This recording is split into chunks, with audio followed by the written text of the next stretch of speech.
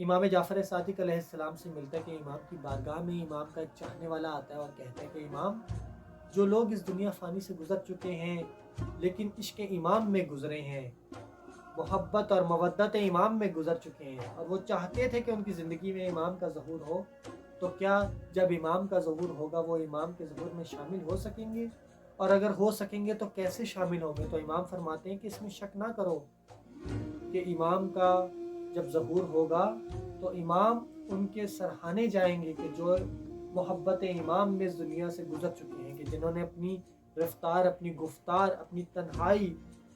صرف امام کے عشق کے لیے گزاری، صرف امام کی محبت کے لیے گزاری۔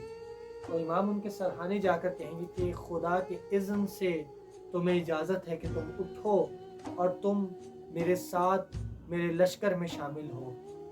اور تمہیں تب بھی اجازت ہے کہ اگر تم خدا کی بارگاہ میں ہی رہنا چاہتے ہو، خدا کی عبادت میں ہی رہنا چاہتے ہو، تو تمہیں پھر بھی اجازت ہے کہ تم خدا کی عبادت میں ہی رہو۔ تو کچھ لوگ اس وقت اپنے لباس سے، اپنے بدن سے مٹی کو جھاڑتے ہوئے امام کا ساتھ دیں گے، امام کے ظہور میں شامل ہوں گے۔ تو اس سے ہمیں یہ سبق ملتا ہے کہ بالکل نا امید نہ ہوئیے، بالکل اپنے ارادوں کو نہ خراب کیجیے، کیونکہ دشمن ہمارے ارادوں کو خراب کرنا چاہتا ہے، دشمن ہمارے اندر گھس چکا ہے اور ہماری ارادوں کو، ہمارے ایمان کو، ہماری توقع کو، ہمارے توکل کو خراب کرتا چلا جا رہا ہے۔